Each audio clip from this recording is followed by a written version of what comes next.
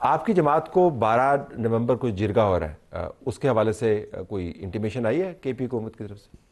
بسم اللہ الرحمن الرحیم، بہت شکریہ طلعت بھائی. ہاں، ایک ٹیلی فون آیا تھا سی ایم صاحب کا، سہیل آفریدی صاحب کا. ہمارے صوبائی صدر جو وہاں پر ہیں امیر مقام صاحب، ان کو دعوت دی تھی، مل کے چلنے کی بات کی تھی. تو ہم نے کہا بالکل یہی تو ہم چاہتے ہیں کہ مل کے چلتے ہیں. تو آپ جائیں گے پھر کیا؟ جی بالکل، اپنے اتحادیوں کے ساتھ صلاح مشورے کے بعد جے یو آئی سے بات کریں گے، اے این پی سے بات کریں گے، پاکستان پیپلز پارٹی سے بات کریں گے، دیگر جماعتیں ہیں ان کے ساتھ ڈسکس کریں گے. آفتاب شیرپاؤ صاحب ہیں، پرویز خٹک صاحب کی ایک جماعت ہے، ان سب کے ساتھ مشورے کے بعد پھر فیصلہ کریں گے. ضروری ہوا تو بالکل جائیں گے. تو آپ کو لگتا ہے کہ اس طریقے سے دیکھا جائے گا کہ اس میں سنجیدگی کیا ہے، یہ پولیٹیکل پوائنٹ سکورنگ ہے یا یہ کوئی سنجیدہ ایکشن لینے جا رہے ہیں؟ چلیں اسیوم کرتے ہیں سنجیدہ ایکشن ہے. کیا اس کے ذریعے دہشت گردی پہ قابو پایا جا سکتا ہے خیبر پختونخوا میں؟ بڑا سوال یہ ہے، تاکہ آپ اسی ایفرٹ کا حصہ بنیں گے نا جس کو جو بات نتیجہ ہو. جہاں تک دہشت گردی کی بات ہے نا، تو ٹیررزم اس وقت خیبر پختونخوا کے لیے سب سے بڑا ناسور بن چکا ہے. اور ایک لمبے عرصے سے آپ کہہ لیں کہ 2006-07 سے یہ ناسور، یہ وبا وہاں پر، یا فریت جو ہے یہ پھن پلا کے ایک ناک کی طرح بیٹھی ہوئی ہے.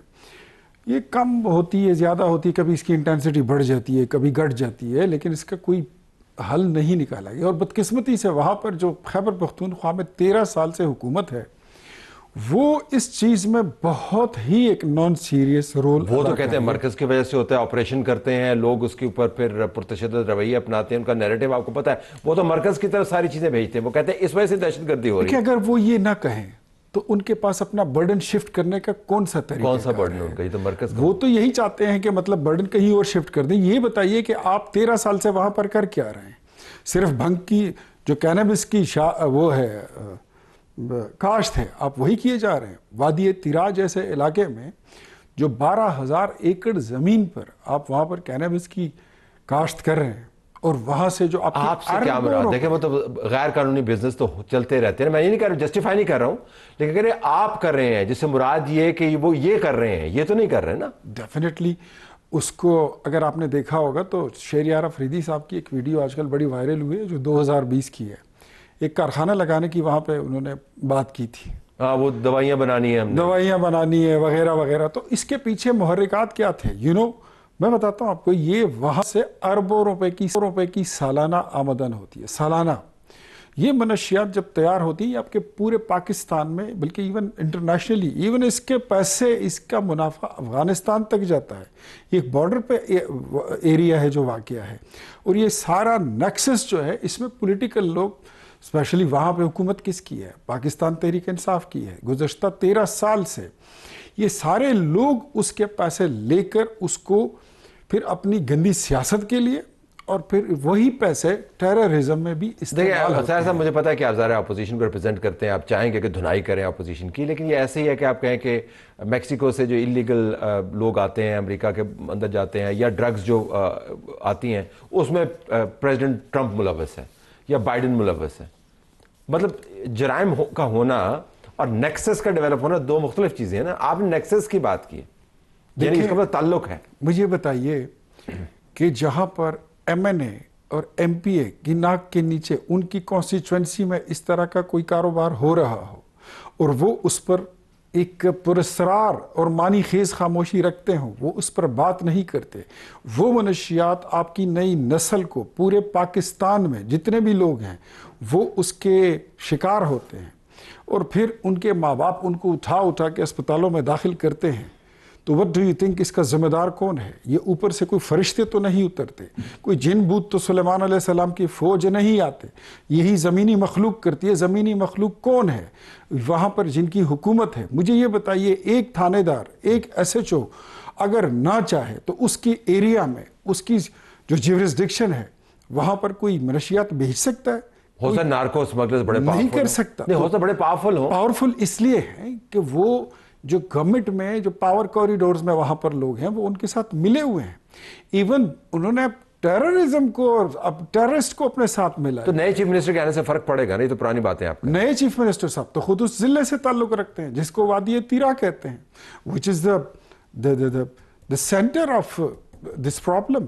جہاں پر یہ کاشت ہوتی ہے، جہاں پر یہ بزنس ہوتا ہے، جہاں سے یہ اگتی ہے، اس کا پھر وہ مٹیریل بنتا ہے. ہونا اور ذمہ دار ہونا دو مختلف چیزیں ہیں نا. سر میرا ضلع ہو جہاں سے میں الیکشن لڑتا ہوں, وہاں سے کوئی ایسی کوئی انلیگل ایکٹیویٹی ہو اور میں اس پہ خاموش رہوں تو مینس کہ میں اس کے ساتھ ملا ہوا ہوں. That's it. اس میں کوئی راکٹ سائنس ہے نہیں. تو سہیل آفریدی صاحب تو اب چیف منسٹر بن چکے, کہتے ہیں خود ہے کہ I am the chief executive of Khyber Pakhtunkhwa. تو یہ ان کی بنیادی ذمہ داری ہے کہ شروع اپنے گھر سے کریں, شروع اپنے ضلع سے کریں, اپنے حلقے سے کریں. یہ لوگ خود جس کاروبار میں انوالو ہوں گے تو وہ کیسے ہو. میں آپ کو اگر بتا دوں کہ اس وقت صوبائی ایک وزیر ہیں, میں نام نہیں لینا چاہتا, ان کے اپنے بھائی کی گاڑی پشاور کے ایک تھانے میں منشیات کے کیس میں بند پڑی ہوئی ہے. تو جہاں پر وزراء اس طرح بزنس میں انوالو ہوتے ہیں, جہاں پر اتنے بڑے بڑے حکومتی عہدوں پر فائز لوگ ایسی ایکٹیویٹیز میں اور ایسے کاروبار میں ملوث ہوتے ہیں, what do you think کہ یہ کوئی جسٹیفائی لانا چاہیے نا. دیکھیں ایویڈنس آپ کو میں کس طرح بتاؤں. Have you been to Wadi تیرا؟ جی بہت عرصہ پہلے جب تیرا کا آپریشن ہو رہا تھا, پتہ نہیں 20واں یا 26واں, تب میں وہاں پہ تھا. آپریشن کی تو آپ بات کر رہے ہیں, آپریشن تو اسی لیے ہونے نہیں دیا جاتا کہ یہ آپریشن جو ہے یہ ہوگا تو یہ سارا بزنس بند ہوگا. ان سب کے کاروبار. آپ یہ کہہ رہے ہیں کہ جو اپوزیشن ہے, اچھا آپ جو کہہ رہے ہیں جو اپوزیشن اس وقت آ رہی ہے آپریشن کے خلاف, اس کا تعلق اور کچھ نہیں ہے, وہ یہ اس بزنس کو پروٹیکشن کے لیے, یہ آپ کا آرگومنٹ ہے؟ ایگزیکٹلی. تو اس کے اوپر تو مخالفت چیف منسٹر نے خود کی ہے, اسد قیصر صاحب نے کی ہے, ان کے ہر لیڈر نے کی ہے. ہر لیڈر انوالو ہے کیا؟ آپ کا کیا خیال ہے کہ ایک بندہ پیسہ لیتا ہے؟ جو حکومت میں ہوتے ہیں سب کو اپنا اپنا حصہ اپنے گھر میں جا کے مل جاتا ہے. ہر مہینے ملتا ہے, ہر 6 مہینے بعد ملتا ہے, ہر سال ملتا ہے. یہ آپ کا تبصرہ ہے یا آپ دل کی بھڑاس نکال رہے ہیں یا معلومات ہیں؟ میں دل کی بڑھاس نکالنے کے لیے میرے پاس اور بڑے فورمز ہیں. آپ کے شو میں بیٹھ کر میں سمجھتا ہوں کہ یہاں پر میں جتنی رسپانسبلٹی سے بات میں کر رہا ہوں, یہ میں ویری گلیڈ آپ کے پاس ایویڈنس کے ساتھ آپ بات کریں. یس, یہ میں آپ کو انفارمیشن دے رہا ہوں اور آپ کو انوائٹ کرتا ہوں. Just take your mic and camera on and let's move to Wadi Tirah. You will get to see کہ what is going there. وہاں میں کیا دیکھوں گا وہاں پہ جا کے؟ ویسے میں جاننا چاہ رہا ہوں. آپ کینابس کی کاشت دیکھیں گے, وہاں پر لگی چھوٹی بٹیاں دیکھیں گے, اس کے کارخانے دیکھیں گے, کیا کیا مٹیریل تیار ہوتا ہے, کیا کیسے منڈی لگتی ہے, کہاں پر کیسے اس کی نیلامی ہوتی ہے, کیسے وہ پھر آگے سپلائی ہوتا ہے. اور اس میں آپ وہاں پر کھڑے اس میلے میں 2-4 لوگوں سے ویسے ہی کیمرہ آف کر کے, مائک آف کر پوچھیں کہ اس کے پیسے کس کے پاس جاتے ہیں. You will get to know کہ اس میں کتنے بڑے بڑے لوگ انوالو ہیں. وہاں کے ایم پیز آپ کو انوالو ملیں گے, وہاں کے جو نیشنل اسمبلی کے ممبرز ہیں وہ آپ کو انوالو ملیں گے, ایون جو پارٹی کے ان کے عہدیدار ہیں وہ بھی آپ کو انوالو ملیں گے. اور بدقسمتی سے میں پھر کہتا ہوں کہ یہی پیسہ ٹیررزم میں بھی استعمال ہوتا ہے, یہ پاکستان کے خلاف بھی استعمال ہوتا ہے, یہ سرحد پار بھی پیسہ جاتا ہے.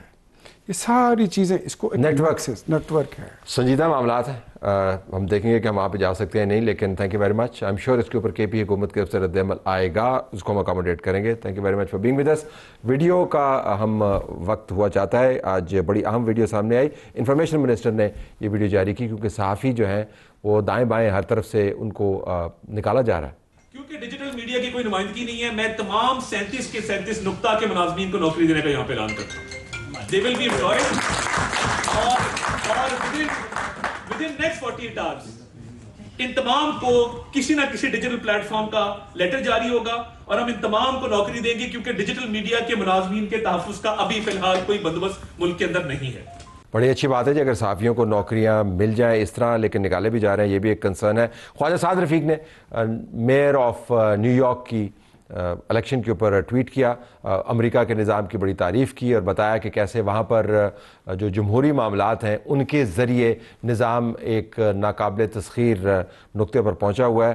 جو جملے ہیں آخری وہ بڑے دلچسپ ہیں. کوئی ریاست, کوئی معاشرہ عدل, انصاف, آزادی کے بنیادی اصولوں کو پامال کر کے آگے نہیں بڑھ سکتا. ایک دوسرے کو تہ تہ کر کے ریاست کو آگے بڑھانے کے دعوے محض خواب رہیں گے یا سراب. اب نہ جانے خواجہ صاحب یہ بات کس کو سنا رہے ہیں.